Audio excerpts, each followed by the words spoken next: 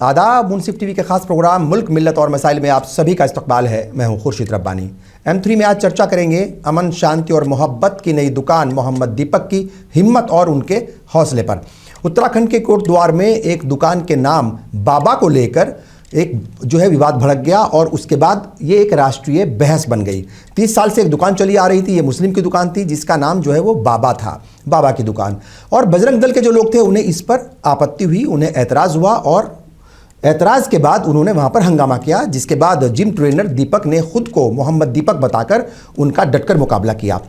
Video viral हुआ, हर तरफ दीपक की चर्चा हुई। राहुल गांधी ने दीपक को बब्बर शेर बताया, असदुद्दीन ओवैसी ने भी उनकी तारीफ़ की और उनके हौसले और उनकी जुर्रत की काफ़ी तारीफ़ की और ये ट्विटर पर ट्रेंड भी हुए।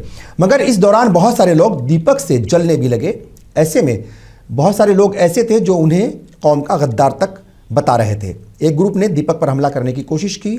हद तो ये हो गई कि पुलिस ने दीपक के खिलाफ FIR भी दर्ज कर ली। अब ऐसे में कई सवाल उठ रहे हैं कि ऐसी जो घटनाएं होती हैं उन्हें कैसे रोका जाए, और इस पूरी घटना के बाद जिस तरह से दीपक को टारगेट किया जा रहा है, उसके बाद नफरत के खिलाफ आवाज़ उठाने वालों की जो एक हिम्मत है वो कहीं टूट ना जाए, या फिर आवाज़ जो ऐसी आवाज़ें हैं वो कैसे और ज़्यादा मजबूती के साथ उठें, ये सवाल यहाँ पर वो पैदा हो रहे हैं। और तशद्दुद और नफ़रत के ख़िलाफ़ हर इलाके में कैसे दीपक तैयार किए जाएं, इस पर भी हम चर्चा करेंगे। इस मुद्दे पर चर्चा करने के लिए कई खास मेहमान हमारे साथ जुड़ चुके हैं। LJP के राष्ट्रीय प्रवक्ता AK वाजपेयी साहब हमारे साथ हैं, कांग्रेस से डॉक्टर मेराज हुसैन साहब हमारे साथ हैं, MS ऑफ इंडिया के चेयरमैन डॉक्टर शुजात अली कादरी साहब हमारे साथ हैं, और जमात इस्लामी हिंद के राष्ट्रीय सेक्रेटरी मौलाना शफी मदनी साहब भी हमारे साथ जुड़ चुके हैं। मैं तमाम मेहमानों का इस्तकबाल करता हूँ। और पहला सवाल डॉक्टर वाजपेयी साहब आपके पास ही मैं आऊँगा पहले सवाल के लिए। ये जिस तरीके से भी आपने देखा इस वक्त अलग अलग जगहों पर, वैसे तो ये हर रोज़ कुछ ना कुछ घटना घटती रहती है, कहीं तशद्दुद हो रहा है, कहीं नफरत फैलाई जा रही है, एक ग्रुप इकट्ठा होता है, मुसलमानों को टारगेट करता है, देखता है कि कहाँ दाढ़ी टोपी वाले हैं, देखता है कि कहाँ दुकानदार हैं, देखता है कि कहाँ कोई सामान बेचने वाले हैं। कई जगह कश्मीरियों को वो टारगेट किया जा रहा है। तो बहरहाल ये तमाम मसला चल रहा है। ऐसे में कोई एक दीपक नाम का एक शख्स, एक नौजवान सामने आता है और नफरत के खिलाफ उम्मीद की नई किरण मतलब बनकर वो उभरता है। उसे भी दबाने की कोशिश की जा रही है, उसे भी बुझाने की कोशिश की जा रही है। ये जो मुल्क का माहौल है, इस पर मैं आपकी राय जानना चाहूँगा कि इस वक्त चल क्या रहा है मुल्क में। देखिए रब्बानी साहब, ऐसा है कि हिंदू मुस्लिम तो सदियों से साथ साथ वैसे चले आ रहे हैं हिंदुस्तान में, और इसीलिए गंगा जमनी तहजीब की भी उदाहरण दिया करते थे लोग, चाहे वो कश्मीर की बात है, चाहे यूपी की बात है, चाहे बिहार की बात है, चाहे बंगाल की बात है।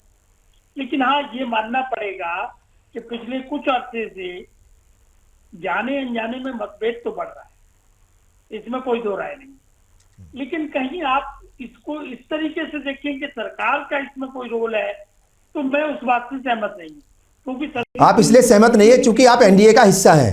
हाँ, ये तो हमारा देखो अलायंस पार्टनर है। हाँ। अलायंस की क्या मर्यादाएं हैं, हाँ, क्या सीमाएं हैं, ये हम अच्छी तरीके से जानते हैं, क्योंकि हम आज से नहीं UPA में भी रहे हैं, बिल्कुल सही, और अभी NDA का हिस्सा है।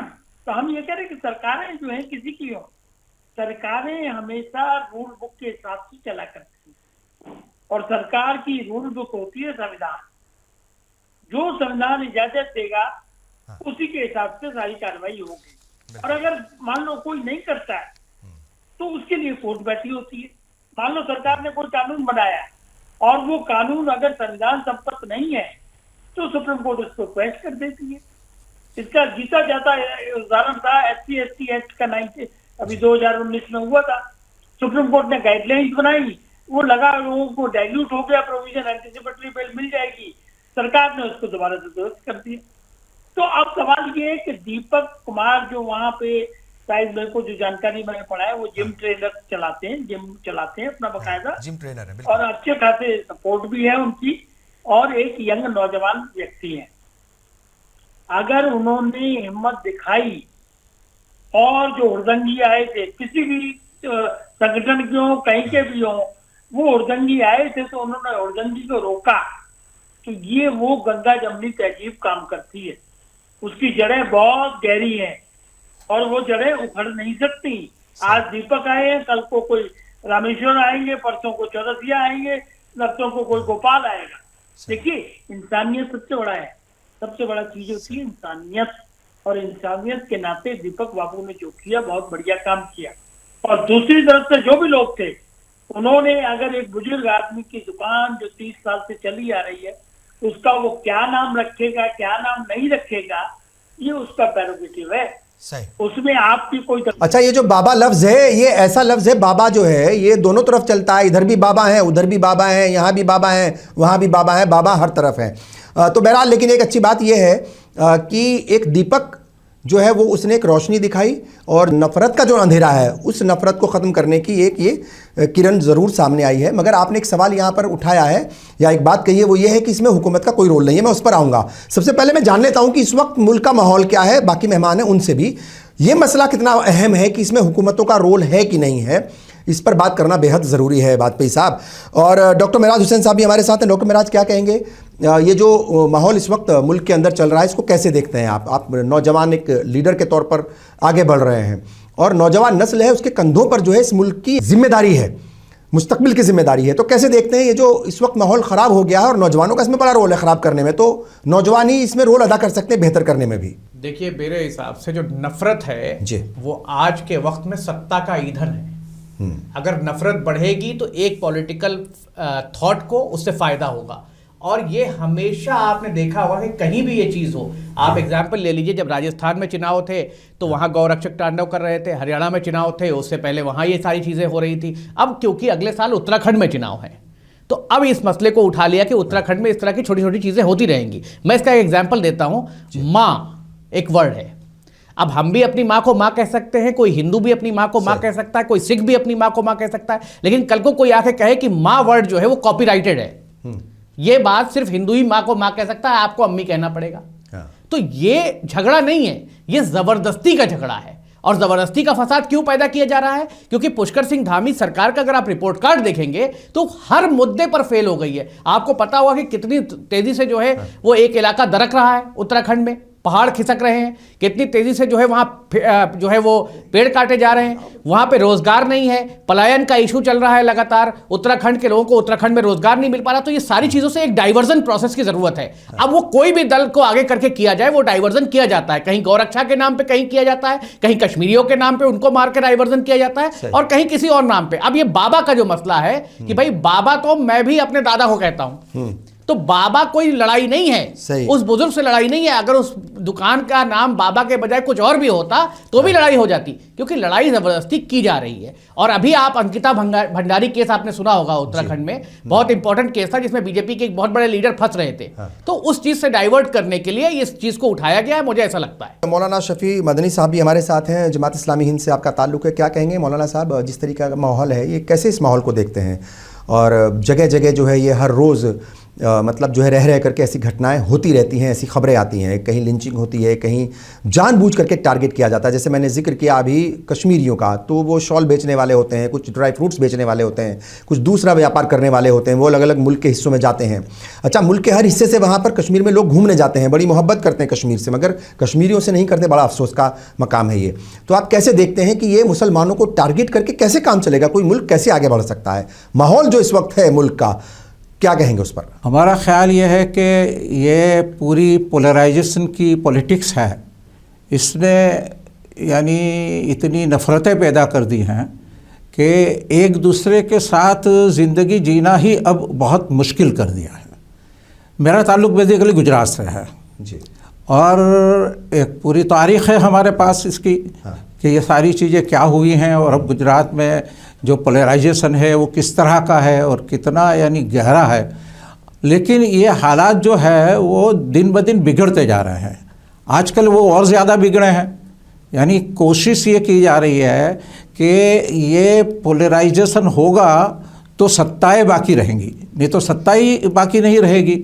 अगर एक दूसरे के साथ अच्छे ताल्लुकात हो जाएंगे, एक नफ़रतें ख़त्म हो जाएंगी, तो फिर बाकी क्या बचेगा? जिन लोगों को इसी नफ़रत के नाम पर ही पॉलिटिक्स करनी है उनके लिए सारे रास्ते बंद हो जाएंगे। हाँ, तो यानी उस सियासत को बचाए रखने का एक ये टूल है, एक ये रास्ता है, एक ये ज़रिया है, और ये बड़ा ख़तरनाक है अगर ऐसा है तो। और डॉक्टर शुजात अली कादरी साहब भी हमारे साथ हैं। पहला कमेंट मैं यही चाहूँगा आपसे कि क्या कुछ इस वक्त मुल्क के अंदर चल रहा है? देखिए, हम नफ़रत के ऊपर मेरा ख्याल के महीने में 1-2 हमें डिबेट करनी पड़ती है, और हम कर रहे हैं, और मेरा ख्याल के ये हम जिम्मेदारी भी समझते हैं, चूँकि हम पॉजिटिव वे में हम मसले का हल भी निकालना चाहते हैं, वजूहात जानने के साथ साथ। तो है क्या ये, इस वक्त चल कैसा रहा? हमें हर महीने एक आध बार जरूर बैठना पड़ता है इस मसले पर बात करने के लिए। इस बात से तो मैं बिल्कुल एग्री करता हूँ हाँ। कि नो डाउट मुल्क में पिछले कुछ अरसे से नफरत को एक संस्थानिक रूप से बढ़ावा दिया जाता है, स्टेट की तरफ से बढ़ावा दिया जाता है। बढ़ावा मैं इसलिए कह रहा हूं कि जब स्टेट उस अंदाज में कार्रवाई नहीं करती या कार्रवाई करती है तो ऐसी धाराएं लगा देती है जिससे छूट जाते हैं या उनमें कमी कर दी जाती है ताकि वो जानबूझ के छूट जाएं, तो फिर इस लिहाज से में स्टेट स्पॉन्सर्ड नफरत की बात। दूसरा, मोहम्मद दीपक कह लीजिए आप या दीपक कुमार कह लीजिए, इसकी घटना ने एक बहुत यानी समाज को सोचने पे मजबूर कर दिया है। और वो हिंदू समाज सोचे, हिंदू समाज के जो मुझे लगता है मेजॉरिटी समझदार है, मेजॉरिटी लोग ऐसे नहीं है जो नफरत को साथ देने वाले हैं, नफरत फैलाने वाले हैं। अक्सरियत उनमें ऐसी है जो मोहब्बत चाहने वाली है। बिल्कुल। अब उन लोगों की जिम्मेदारी है कि वो निकल के बाहर आए और ये बताएं कि किस हिंदू धर्म के मानने वाले हैं।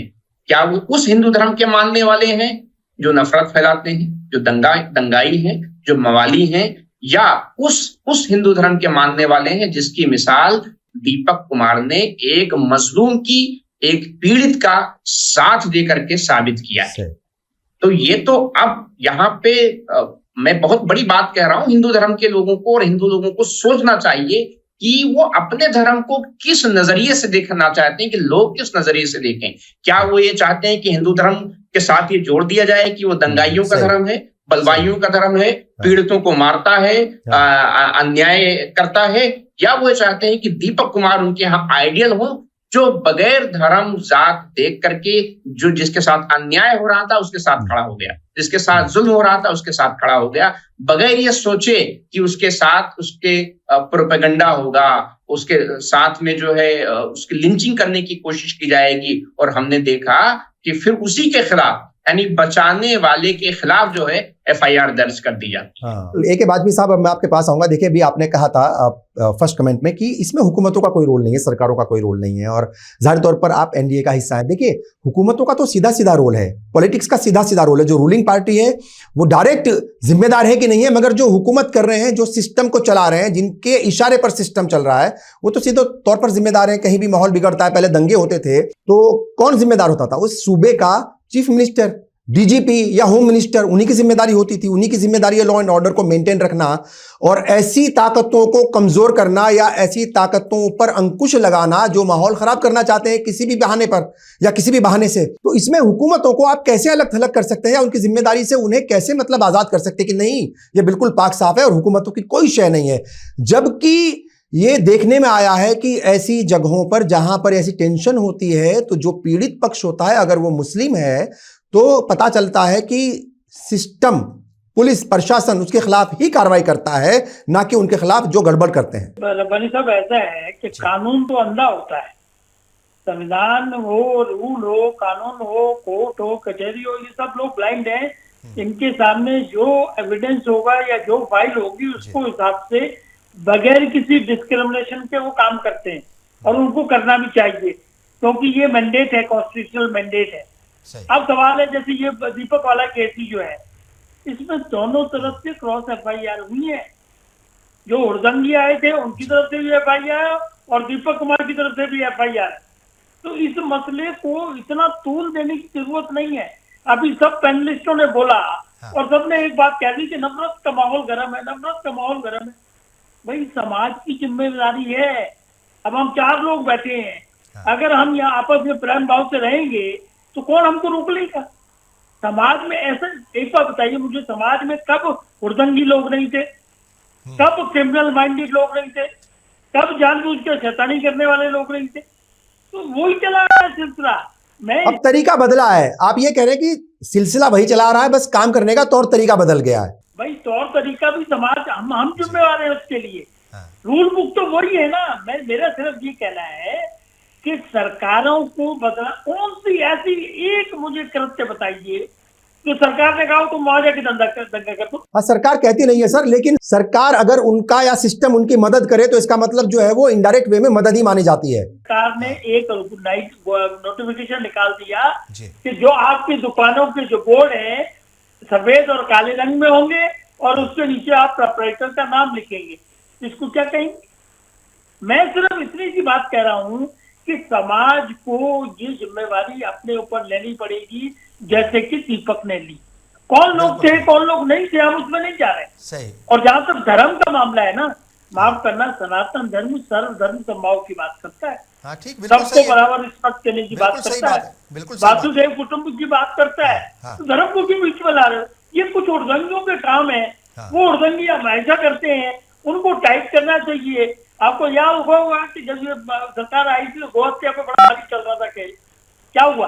सब रुक गया ना, सारा का सारा मामला रुका।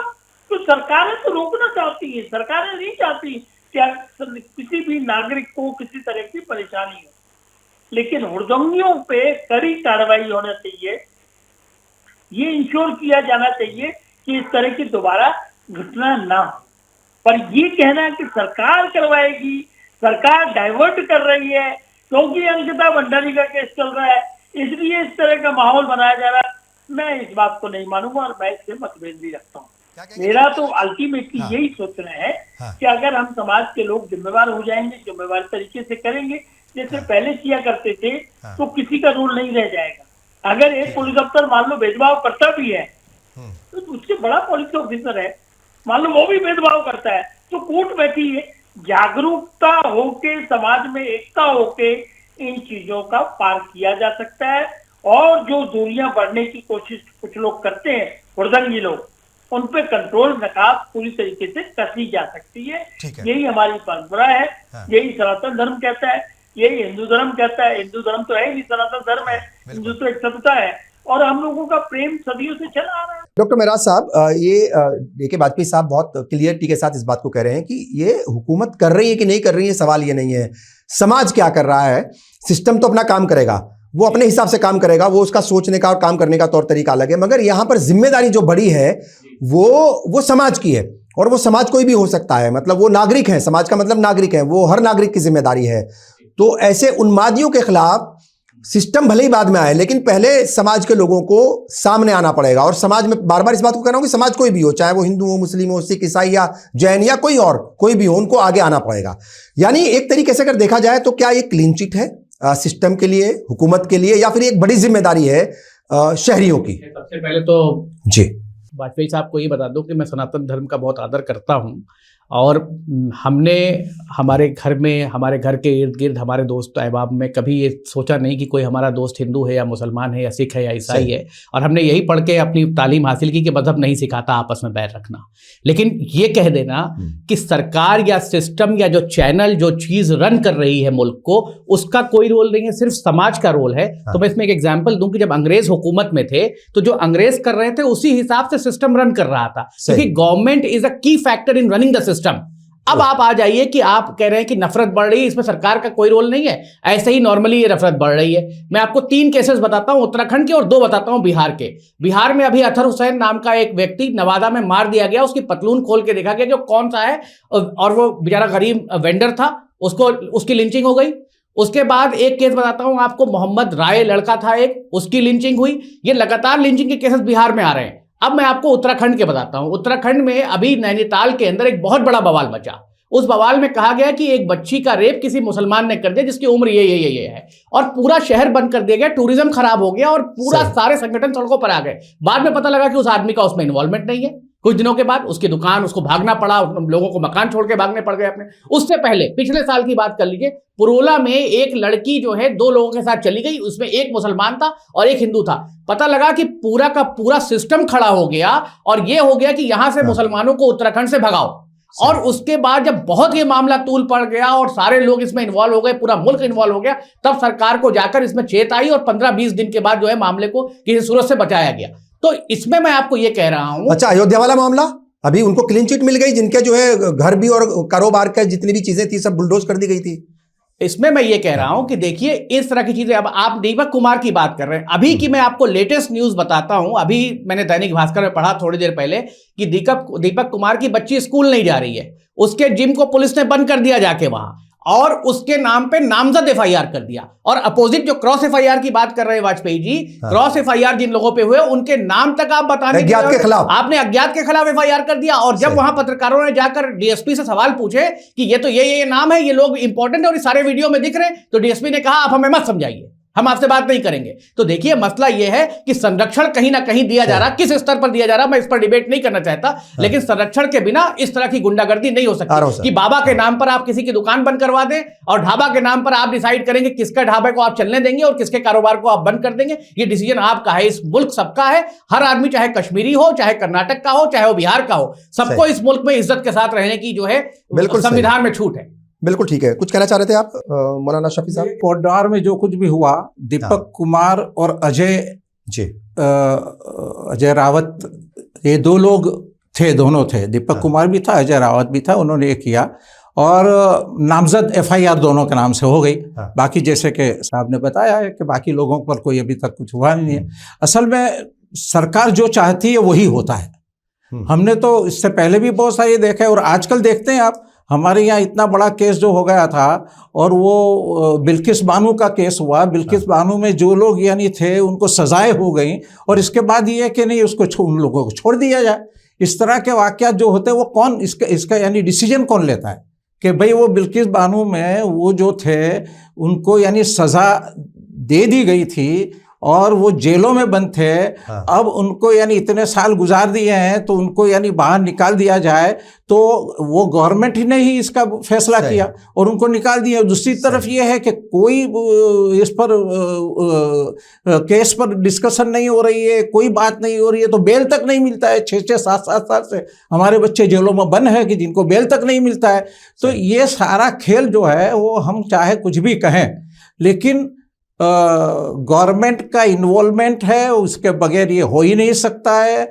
और वो पूरा अमला जो है ना उनके हाथ में है, वो जो चाहे वो करवा सकते हैं। सियासत, सरकार और सिस्टम सब मिले हुए हैं जी, कुल मिलाकर के बात ये है। बिल्कुल ठीक है डॉक्टर शाद अली कादरी साहब। देखिए सारी बातें हो रही हैं और सवाल ये है कि ये जानिबदाना रवैया जो है, ये भेदभाव वाला रवैया, ये अक्सर होता है। ये भी सच्चाई है कि हर रिजीम में होता है, हर एक हुकूमत में होता है। अपने अपने हिसाब से जो है वो लोग सिस्टम को चलाते हैं और जब किसी और पार्टी की या किसी और आइडियोलॉजी की हुकूमत होती है तो जब गड़बड़ कुछ वहाँ पर होती है तो सिस्टम उन्हीं लोगों को सपोर्ट करता है जो उस पार्टी को सपोर्ट करते हैं। ये है, ये ऐसा नहीं है कि पहली बार हो रहा है, मगर अब ज़्यादा हो रहा है, कभी कम होता है, कभी ज़्यादा होता है, ये अपनी जगह है। मेरा सवाल यहाँ पर यह है कि जैसे दीपक कुमार आए सामने या दूसरे कोई साहब आए और फिर उनके खिलाफ जो है वो एक तरीके से मतलब सिस्टम काम करने लग गया, नामजद एफआईआर हो गई, उनके खिलाफ भी दूसरे खिलाफ भी, उनका जो एक कारोबार है या जो उनका काम है उसे भी बंद करने की कोशिश है।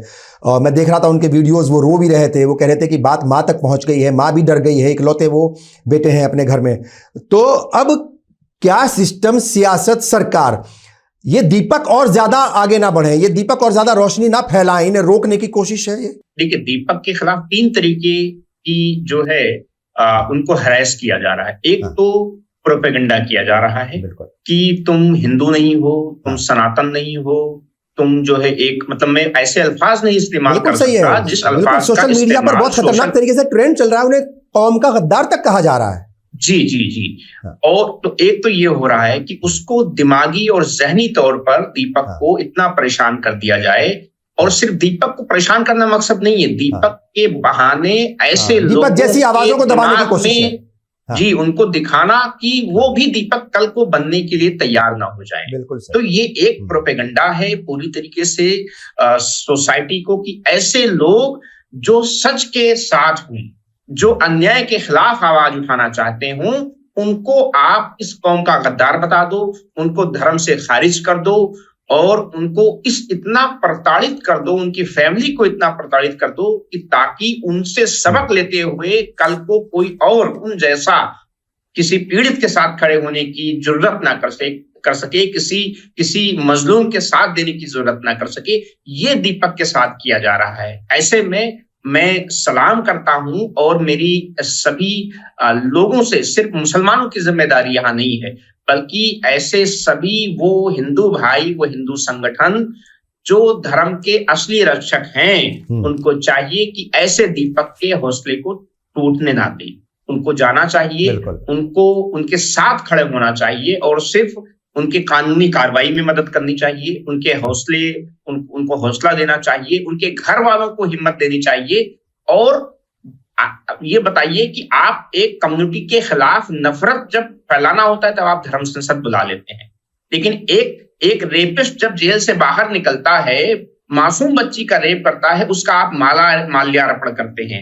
लेकिन एक ऐसा नौजवान जो आप ही की कम्युनिटी का है, हाँ, वो एक मजलूम के खिलाफ खड़ा हुआ है, है ना, मजलूम के साथ खड़ा हुआ है और एक पीड़ित के साथ खड़ा हुआ है, आप उसको जो है आप अपने मजहब से निकाल रहे हो, उसको उसका हरेसमेंट कर रहे हो। मतलब ये क्या सोसाइटी की पतन की पराकाष्ठा है। ये सोसाइटी के पतन की पराकाष्ठा है कि इस हद तक हम गिर चुके हैं और इसके पीछे सिर्फ एक कि नफरत, और वो भी किससे? मुसलमानों से।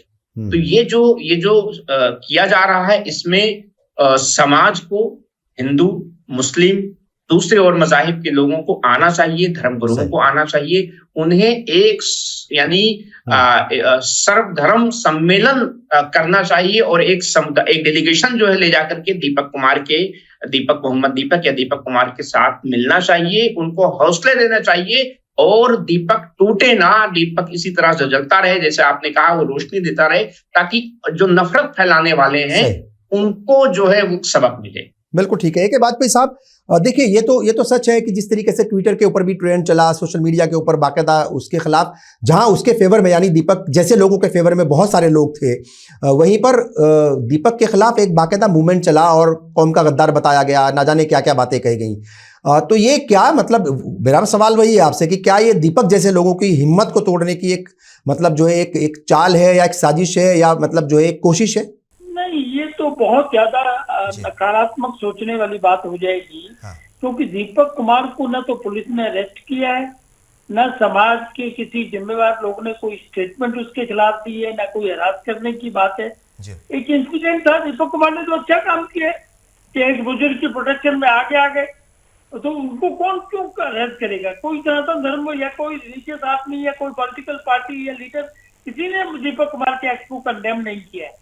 दीपक कुमार ने इंसानियत का काम किया है और दीपक कुमार जैसे लोग इस समाज में अधिकतर हैं, उसी वजह से ये तो सच बात है, ये सच बात है। और मुझे लगता है दीपक ने एक और मिसाल जो है वो पेश की है या एक और रास्ता दिखाया, वो ये है कि समाज में बैलेंस बना करके रखने की जो एक मतलब यानी जरूरत है, उस जरूरत को जो मेजॉरिटी कम्युनिटी है उसी के लोगों को पूरा करना पड़ेगा। मतलब उन्हीं का रोल ज्यादा रहेगा, क्योंकि मेजॉरिटी की जिम्मेदारी ज्यादा, माइनॉरिटी का अपना रोल है, माइनॉरिटी जो है वो करेगी काम, लेकिन मेजॉरिटी के लोगों के बीच से ही ऐसे लोग आए तो तभी माहौल मुझे लगता है कि ज्यादा बेहतर बना रहेगा। वाजपेयी साहब, हाँ, तो ये एस्टैब्लिश प्रिंसिपल भी है कि एक तरफ मेजॉरिटी है, एक तरफ माइनॉरिटी है, तो माइनॉरिटी को प्रोटेक्ट करना है। एक तरफ अमीर आदमी, एक तरफ गरीब आदमी, तो गरीब आदमी को प्रोटेक्ट करना है। एक तरफ ताकतवर है, एक तरफ मरियल आदमी, तो मरियल को प्रोटेक्ट करना है। एक तरफ महिला है, एक तरफ पुरुष है, तो महिला को प्रोटेक्ट। ये तो बेसिक एस्टैब्लिश प्रिंसिपल है समाज के, और इसीलिए समाज आज तक चलता चला आ रहा है, सदियों से, युगों से चला आ रहा है। अगर ये बेसिक प्रिंसिपल ना हो और ये इंसानियत का फरमान अगर ना हो हर आदमी के दिल में, तो इस समाज को कब का टूट जाता। और कोशिश तो हर जमाने में कोशिश की गई है। तो मैं इसको सिर्फ उस नजरिए से देखता हूँ कि कुछ सिरफरे लोग, कुछ उर्दंगी, कुछ बवाली, वो जानबूझ के ऐसी शैतानियां करते हैं। इसको आप लोग इतने नेगेटिव तरीके से न लें, बल्कि सर देखिए, नेगेटिव तरीके से तो लेना पड़ेगा, नेगेटिव तरीके से तो लेना पड़ेगा, क्योंकि हुड़दंगी जो है, हुड़दंगी माहौल खराब करने की कोशिश कर रहे हैं। और हमने देखा है कि कोई हुड़दंगी आता है, माहौल खराब करने की कोशिश करता है, उससे हमने कई बार देखा है, वो आज नहीं हमेशा से तारीख रही है कि शहर के शहर जल जाते हैं। और यहाँ पर भी आपने देखा होगा, चाहे वो मतलब उत्तराखंड की बात कर लें या दूसरे सूबों की बात कर लें, 2-4 लोग ही आते हैं हुड़दंग करने, उसके बाद जो बवाल होता है, जो हंगामा होता है, उसको सबको भुगतना पड़ता है। सिस्टम भी परेशान होता है, सरकारें भी परेशान होती है, ऐसा नहीं कि सरकारें परेशान नहीं होती हैं, लेकिन आम आदमी को ज़्यादा झेलना पड़ता है। तो इसीलिए ये खाली ऐसा नहीं है कि वो हुड़दंग मचाना चाहते हैं, उनका एक टारगेट ये है, जिस तरफ जो है मौलाना शफी साहब ने इशारा किया था कि हौसला जो है वो तोड़ दो मुसलमानों का, जिस तरीके से एक अच्छा प्रयोग किया गुजरात में, वो हौसला तोड़ने की कोशिश मुझे लगता है ज्यादा है ये। और क्या कहेंगे मौलाना शफी साहब ये इतना आसान तरीके से कह करके निकल जाना, बच करके निकल जाना क्या मुनासिब है कि ये तो हुड़दंगी है, कुछ आते हैं और अपना काम करके चले जाते हैं, इससे ज़्यादा घबराने परेशान होने की ज़रूरत नहीं है। साहब अभी हमने एक जी रिपोर्ट शाये की है APCR ने, जी, वो फैक्ट एंड फाइंडिंग रिपोर्ट, वो पूरी उत्तराखंड पर है। हाँ। उत्तराखंड में ये लास्ट 1 साल में जो कुछ भी हुआ है वो रिपोर्ट में हम इंशाल्लाह पहुंचाएंगे, वो सारी चीज़ें इसमें शामिल है। वो रिपोर्ट तैयार करने की जो हमारी जो 3 लोग थे, इसमें से 2 हमारे नॉन मुस्लिम भाई थे, एक बहन थी एक भाई था, और उन्होंने वो रिपोर्ट में साफ तौर पर सामने रख दिया है कि स्टेट का क्या रोल है। दूसरी बात हम ये बताना चाहते हैं कि आसाम एक स्टेट है, वहाँ पर जो वहाँ के चीफ मिनिस्टर हैं, आजकल बहुत डिस्कशन में ये मामला कि मियाँ को 5 रुपया नहीं देना है, 4 रुपया देना है मियाँ को, वो उनका ये है कि मियाँ को परेशान करो, ये कौन, और बाद में सफाई आई ना, ये कि मियाँ का मतलब जो है बांग्लादेशी मियाँ है, बांग्लादेशी मुसलमान पूरा यानी ये है, वो क्या है, इसको डिफाइन कैसे करेंगे हम कि कहाँ से आ रहा है ये, यानी जो बात हो रही है, जैसे कि यानी हेमंत विश्व शर्मा जिस तरह की बात कर रहे हैं, ये धामी साहब जिस तरह की बातें कर रहे हैं, दूसरे बहुत सारे चीफ मिनिस्टर्स जिस तरह की बातें कर रहे हैं, इससे ये तो लगता ही है कि वो किसी न किसी तरह से उन लोगों को अंदर एक ऐसी बात डाल रहे हैं कि आपको फिक्र करने की ज़रूरत नहीं है, आप ये काम करते रहो, हम आपके पीछे खड़े हैं। डॉक्टर मेहराज साहब, देखिए कई सारे जो है वो सवाल हैं। एक तो ये है कि सियासत भी शुरू हो गई है, और हालांकि उसको सियासत के तौर पर ना लिया जाए, लेकिन बहुत सारे लोग कह रहे हैं कि इसमें सियासत हो रही है। और वो ये है कि राहुल गांधी ने बाकायदा पोस्ट किया अलग अलग जो है प्लेटफॉर्म्स के ऊपर, और उन्होंने बब्बर शेर बताया दीपक को, और कहा कि ऐसे दीपक जो है वही रोशनी करेंगे और वही जो अंधेरा है नफरत का उसे ख़त्म करने की कोशिश करेंगे। असदुद्दीन ओवैसी ने भी दीपक का जो है वो एक तरीके से समर्थन किया, और जो उनकी हिम्मत थी, जो ज़रूरत थी, उसको सपोर्ट किया और उसकी हौसला अफजाई की। सियासत यहाँ पर शुरू हो गई, मगर इस बीच ये भी सवाल यहाँ पर उठते हैं कि जब इस तरह का नफरती माहौल बनाने की कोशिश की जाती है, कुछ लोग आते हैं अपनी सियासत को चमकाते हैं, आप उनकी ऑर्गेनाइजेशन है अलग अलग छोटी छोटी, तो अच्छा सा टारगेट ये है कि मुसलमान है उसे परेशान करो तो आप जो है वो आराम से चमक जाओगे, आगे बढ़ जाओगे। तो जब ऐसे लोग मैदान में उतरते हैं तो जो सेक्युलर पार्टियां हैं, और हर जगह मौजूद है सेक्युलर पार्टियां, और एक नहीं 2-2 4-4 हैं, तो जो उनके वर्कर्स हैं, जो उनके कार्यकर्ता हैं, वो ऐसे मौकों पर कहाँ रहते हैं? वो क्यों नहीं माहौल को ठीक करने के लिए जो है वो मैदान में रहते?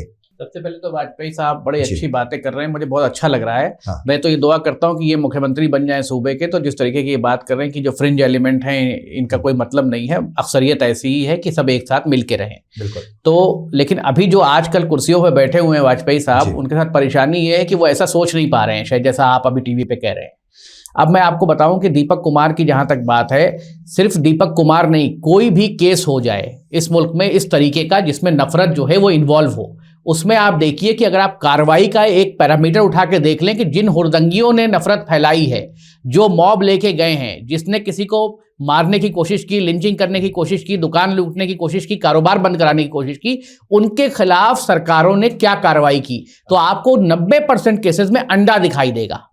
कार्रवाई नहीं होना सबसे बड़ी जड़ है उनको प्रोत्साहन मिलने की, और कार्रवाई करेगा कौन? दृढ़ संकल्प जब होगा मंत्रियों का या जो सरकारें होंगी उनका, तो होगा। तो संकल्प कहीं और है, इस बात को बहुत क्लियरली मैं कह सकता हूं। दूसरी बात मैं आपसे कहूं कि रही बात, आपने सवाल उठाया कि दीपक कुमार के साथ का स्पेसिफिक केस ले लीजिए, तो कांग्रेस पार्टी के प्रदेश अध्यक्ष, कांग्रेस पार्टी के LOP, कांग्रेस पार्टी के तमाम नेता वहां गए, उससे मिले, उनके संरक्षण की बात की, और जो मदद हम उनकी कर सकते हैं हम करेंगे। और हम ये चाहते हैं कि सिर्फ एक दीपक नहीं, हर मोहल्ले में 10 दीपक जलें, क्योंकि एक चीज बड़ी क्लियर है कि नफरत से डिस्ट्रक्शन पैदा होता है, मोहब्बत से कंस्ट्रक्शन पैदा होता है। जिस देश में शांति होती है उसी देश में विकास हो सकता है। तो मैं दीपक को भी इस स्टेज से सलाम करता हूं, और मैं चाहता हूं कि अगर मैं भी कहीं खड़ा हूं और मेरे हिंदू भाई पे हमला हो रहा है, तो सबसे पहले हिंदू भाई को बचाने का कर्तव्य मेरा है। मैं ये ना सोचूं कि मेरा धर्म क्या है, मेरी जात क्या है, मैं कहां से आता हूं। सवाल यह है कि अगर किसी के ऊपर जुल्म हो रहा है,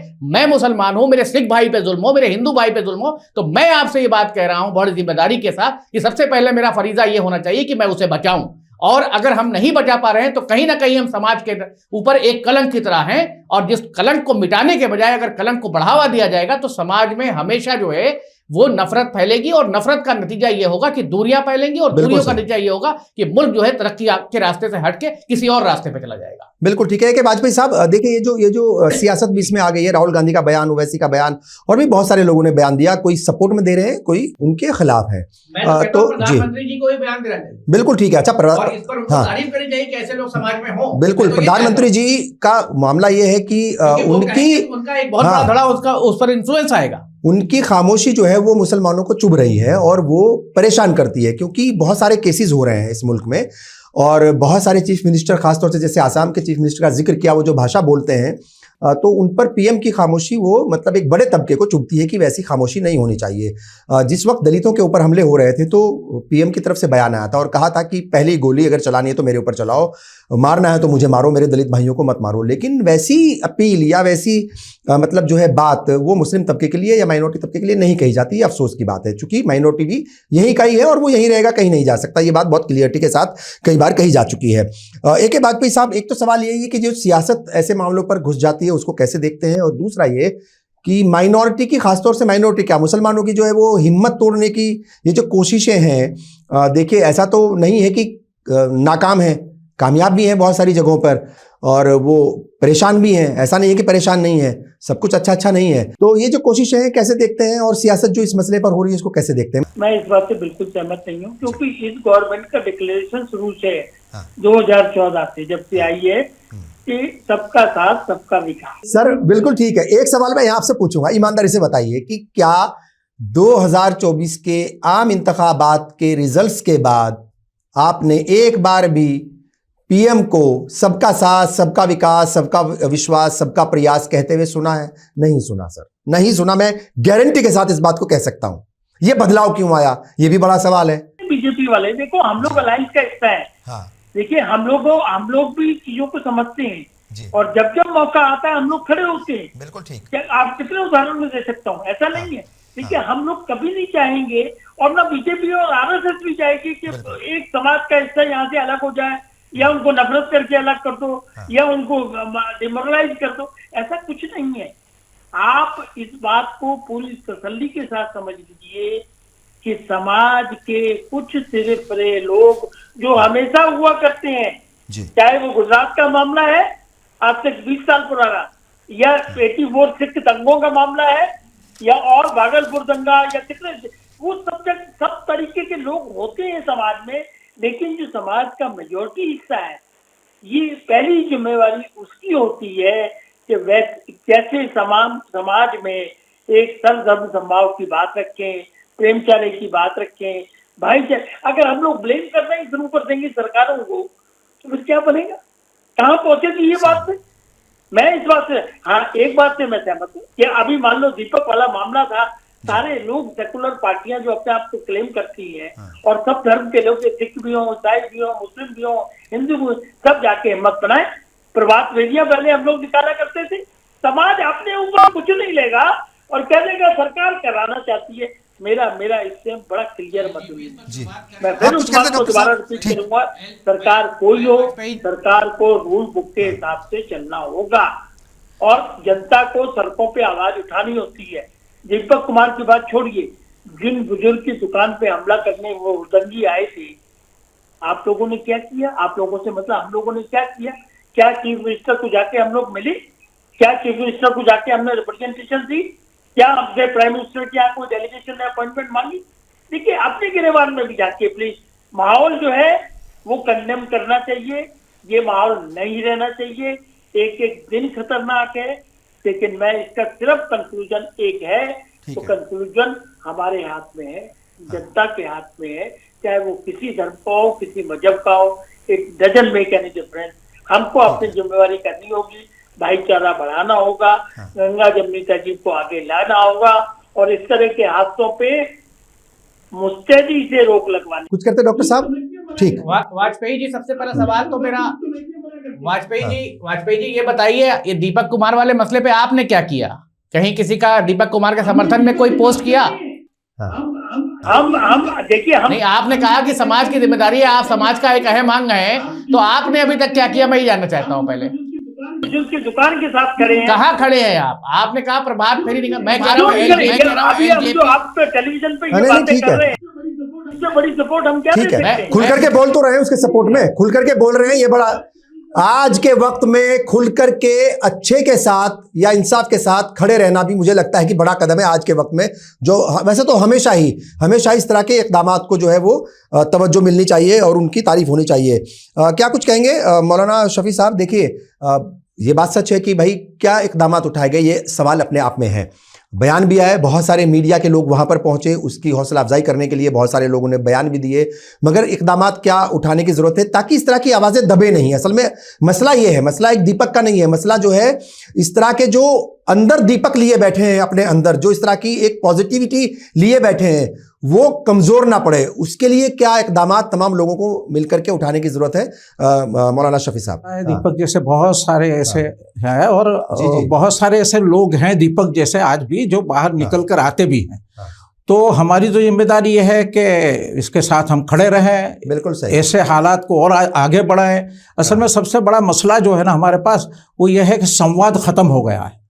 एक दूसरे के साथ बैठकर चर्चा करना, संवाद करना और इस तरह के जो समस्याएं हैं, ये समस्याओं का निराकरण क्या हो, इस पर बातचीत करना, ये हमारे यहाँ तकरीबन ख़त्म हो गया है। तो समाज को भी इस तरफ तवज्जो देने की ज़रूरत है। हम लोग बहुत बड़े पैमाने पर काम करते हैं, कौमी सद्भावना का काम बहुत बड़े पैमाने पर पूरे हिंदुस्तान में हम करते हैं। और हम समझते हैं कि अभी जैसे कि वाजपेयी साहब ने कहा कि मिलजुल कर सबको जाना चाहिए, वहाँ पर कोटद्वार जाना चाहिए, उनको भी हमारे साथ आना चाहिए, हम भी इसके लिए तैयारी करें और सब मिलजुल कर वहाँ जाएँ और दीपक को सपोर्ट करें। यानी ऐसे लोगों को इस तरह से सपोर्ट करना बहुत ज़रूरी होता है। ऐसा नहीं है कि जिस तरह के हालात पेश आते हैं, दीपक ने या इसके दोस्त ने जिस तरह से आगे बढ़कर ये किया और इसके बाद जिस तरह से इसके खिलाफ कार्रवाइयाँ हुई हैं, वो ये कहते हैं कुछ नहीं हुआ, जबकि पूरा हल्ला लेकर उसके घर पर चढ़ाई कर दी, वहाँ चले गए, मारने की कोशिश की। ऐसा नहीं हुआ, ऐसा नहीं है।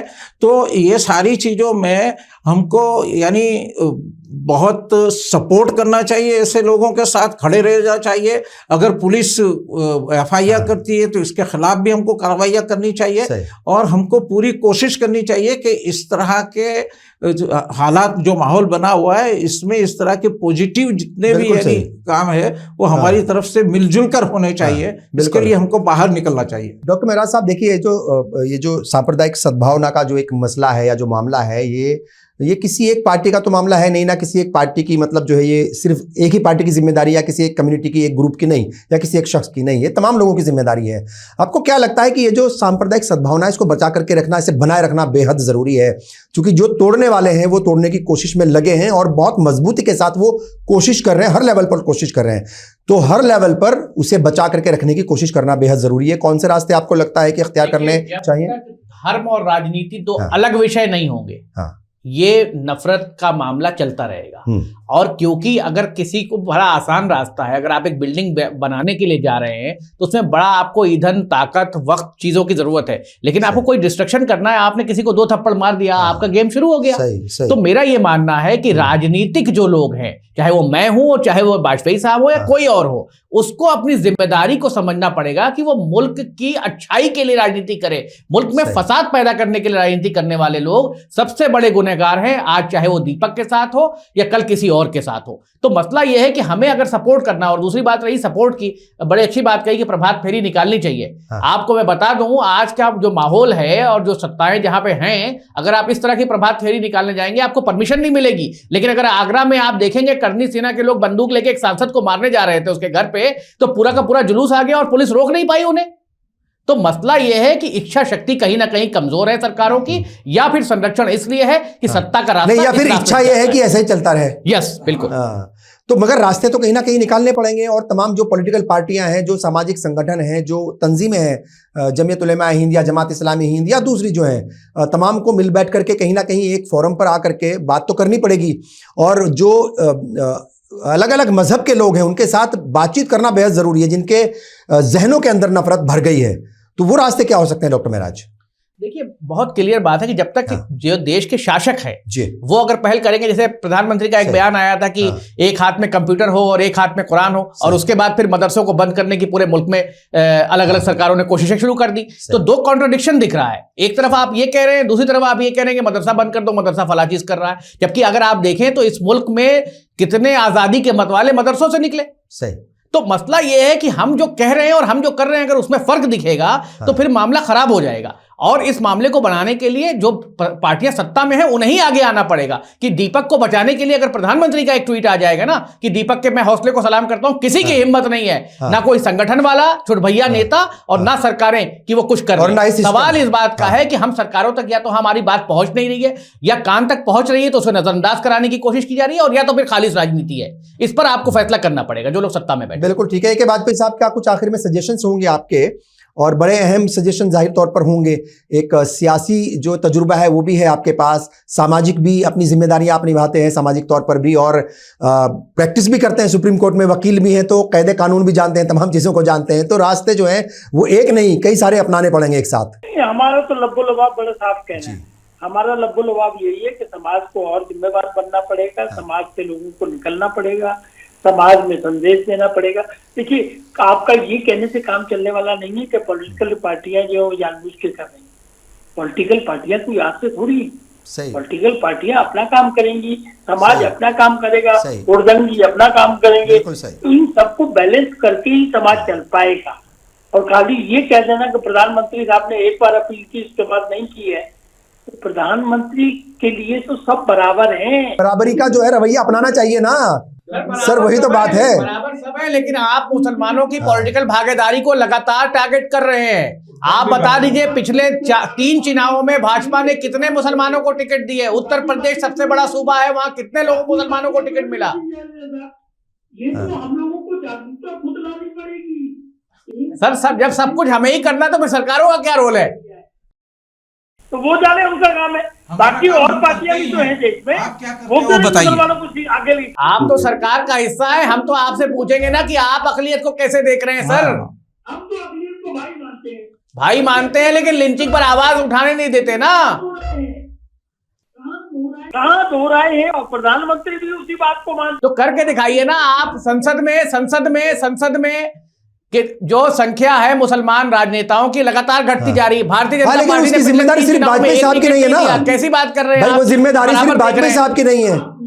बीजेपी को क्या कंपेल कर सकते हो कि मुसलमानों को इतनी संख्या में? नहीं, कंपेल नहीं। जब आप सामाजिक ताने बाने में कह रहे हैं कि सबका हिस्सा होना चाहिए, तो हिस्सा होना चाहिए। कंपेल करने की बात नहीं है, तो बात की बात है। डॉक्टर मेरा साहब एक सेकंड सर, बात तो ठीक है। देखिए, ये बात साथ सबका विश्वास सिर्फ नारा रहेगा या फिर उसको जमीन पे भी उतारा जाएगा? ये बात तो ठीक है कि सियासी हिस्सेदारी मिलने चाहिए, मगर यहां पर यह भी सवाल है कि अगर बीजेपी टिकट देती है तो आप वोट देते हो या नहीं देते हो? यह भी एक बड़ा सवाल है। ये भी बड़ा सवाल है। आप वोट दोगे नहीं तो वो कैसे देगी? बिल्कुल सही है, आप वोट तो दोगे नहीं, आप टिकट चाहिए आपको। जब तक टिकट नहीं मिला, कैसे आपने मान लिया कि वोट नहीं देंगे? नहीं, मैं एक सेकंड सर, वाजपेयी साहब देखिए, डॉक्टर मेहराज साहब, बात को मतलब जो है रखना बेहद जरूरी है। यही जो है मोदी साहब हैं जिन्होंने जब 2014 में प्राइम मिनिस्टर के तौर पर शपथ ली, तो यही मोदी साहब है जिन्होंने एक वक्त में 3 मुसलमानों को वजीर बना करके रखा अपनी हुकूमत में। एक कैबिनेट थे और 2 MOS थे, और पोर्टफोलियो भी अच्छा था। पार्लियामेंट्री अफेयर्स मिनिस्ट्री भी थी और MEA भी था, यानी विदेश मंत्रालय भी दिया हुआ था। तो अब पहल तो दोनों तरफ से करनी पड़ेगी। वो आपको मिनिस्टर बना दे, वो आपको जो है MP बना दे, वो आपको टिकट दे दे, आप वोट दोगे नहीं तो ऐसे कैसे चलेगा? तो देखिए, बात तो दोनों तरफ की करनी पड़ेगी। हमें मिनिस्टर ना बनाएं, लेकिन हमें कम से कम जो हमारा संरक्षण संविधान में जो हमारा हक है वो हमें दें। चलिए, मैं चाहूंगा कि एक बार और आप जो है जरूर अपील करें इस मुल्क के अवाम से, ताकि ये मुल्क जो है, ये जो गंगा जमुनी तहजीब है, ये जो एक बेहतरीन गुलदस्ता है, अलग अलग फूल हैं यहाँ पर, अलग अलग किस्म के फूल हैं, और वो अलग अलग खुशबुएं देते हैं, अलग अलग रंग के हैं, अलग अलग दिखते हैं, मगर ये सबसे मिलकर के बेहतरीन एक गुलदस्ता बनता है। तो उन तमाम लोगों से इसे बनाए रखने के लिए, इसे बचाए रखने के लिए अपील जरूर करें। वाजपेयी साहब, पहली शुरुआत आपसे करता हूं, क्या कुछ कहेंगे इस मुल्क की आवाम से? देखिए, हम तो अपील तो समाज से करते ही हैं, लेकिन उसको एग्जीक्यूट भी करते हैं। और वाकई हिंदुस्तान एक बगीचा है, इसमें तरह तरह के फूल हैं, और वही बगीचे का माली अच्छा होता है जो सब फूलों को बाकायदा पानी दे, धूप लगाए, खाद डाले। अगर भेदभाव किया जाएगा तो वो देश आगे बढ़ने में दिक्कत आती है। और हमारी देश में जो जड़ें हैं वो गंगा जमनी तहजीब है, उस परंपरा को हमको आगे लेके जाना है। और ये हम नौजवानों का भी फर्ज है, जो आने वाली जनरेशन है, जेन जी जो है, उसको खास तौर से इस पर ध्यान देना है कि कहीं इस तरह का माहौल नहीं बने, और अगर कोई बनाना चाहता है उसको पुरजोर तरीके से कंडेम, कानूनी दायरे में रह करके उसके खिलाफ जरूर आवाज उठाएं। डॉक्टर बहराज साहब, आप नौजवान नस्ल को एक तरीके से रिप्रेजेंट कर रहे हैं, क्या कहेंगे नौजवान नस्ल के ऊपर? जैसे मैंने शुरू में ही कहा था, बड़ी जिम्मेदारी है, इस मुल्क को आगे ले जाएंगे वही, क्या कुछ कहेंगे उनसे, क्योंकि वो वही बहुत जज्बाती होते हैं भाई। देखिए, मैं एक बात बड़ी क्लियर कहना चाहता हूं अपने नौजवानों से कि जितने झगड़े फसाद हैं उनमें उलझने के बजाय अगर आप अपनी तालीम पर ध्यान देंगे, अपने जो सोशल वर्क है उस पर ध्यान देंगे, जो चीज़ें आपको करनी है मुल्क की फलाह व बहबूदी के लिए उस पर ध्यान देंगे, तो शायद ये मुल्क दोबारा जो है उस तरीके पे जाएगा। और हमारे जो आइकन्स हैं वो वीर अब्दुल हमीद जैसे आइकन्स होने चाहिए, ना कि वो आइकन होना चाहिए कि वो हुड़दंगी फला दल में आ गया और वो हमारा आइकन है और वो रील बना के डांस कर रहा है, वो फला हमारा आइकन है। हमें आइकन वो लाने होंगे जिन आइकन्स को हम देख के इस मुल्क को इतना ताकतवर बना सकें कि प्रधानमंत्री जब ये कहें कि इस देश में दुनिया में सबसे ज्यादा जो है यूथ इस मुल्क के पास है, तो वो यूथ उस काम में लगाया जा सके। जैसे चाइना अपने यूथ को काम में लगा रहा है, वैसे हमें भी अपने यूथ को काम में लगाना है, ना कि खालिस मोबाइल की रीलों में और हिंदू मुसलमान के फसादात पे लगाना है। तो दीपक कुमार को मैं सलाम करता हूं यहां से, और मैं कहना चाहता हूं अपने हिंदू भाइयों से भी कि अगर आपको हमारी जरूरत है तो हम भी आपको खड़े मिलेंगे, लेकिन आपका भी ये फर्ज है कि अगर आपकी जरूरत हमें है तो आपको भी खड़े होना होगा। बिल्कुल ठीक है। मौलाना शफी मदनी साहब, क्या कुछ आखिर में कहेंगे, क्या तमाम लोगों से अपील करेंगे? हम तो ये चाहते हैं कि इस तरह के हालात बदलने चाहिए। हम देखते हैं कि जिस तरह का इस्तेमाल आजकल यानी नौजवानों का हो रहा है, नौजवानों को खुद सोचना चाहिए, मुसलमान हो या हिंदू हो या किसी और मजहब से हो, कि उनका इस्तेमाल क्यों हो रहा है, वो क्यों इस्तेमाल हो रहे हैं। हम देखते हैं कि हमारे बड़े बड़े नेताओं के कोई लड़के इस तरह से मैदान में आते ही नहीं है, कहीं सड़कों पे दिखते ही नहीं है, कहीं उनको इस तरह के हालात का सामना ही नहीं करना पड़ता। जो नौजवानों का गलत इस्तेमाल हो रहा है उससे मतलब खुद नौजवान को बचा के रखना पड़ेगा, सोचना चाहिए कि इसका जो इस्तेमाल हो रहा है वो इस्तेमाल गलत तरीके पर न हो और वो पॉजिटिव वे में आगे बढ़े, समाज को बनाने में, देश को बनाने में वो अपना भरपूर हिस्सा अदा करें। और इसके साथ बड़े बुजुर्ग जो हैं उनको वो माहौल पैदा करना पड़ेगा, वो संवाद का माहौल पैदा करना पड़ेगा, वो एक दूसरे से मिलजुल कर इस तरह का यानी एक पूरा एटमॉस्फेयर खड़ा करना पड़ेगा। वो जिम्मेदारी तमाम लोगों की है। दुनिया बहुत बहुत शुक्रिया और एक दूसरे के करीब हो जाए। चलिए, बहुत बहुत शुक्रिया। अहम इशू था, जाहिर तौर पर ये मुल्क जो है वो सबसे मिलकर बना है और मुल्क जो है वो मोहब्बत, प्यार और इंसानियत से ही आगे बढ़ेगा और इंसानियत बची रहे, इंसानियत बची रहे, विवाद ना फैले, यही हम सबकी कोशिश होनी चाहिए। बहुत बहुत शुक्रिया। एक बार फिर मैं तमाम मेहमानों का भी शुक्रिया अदा करता हूँ, तमाम नाज़रीन का भी शुक्रिया। मुझे और पूरी टीम को दीजिए इजाज़त। आदाब।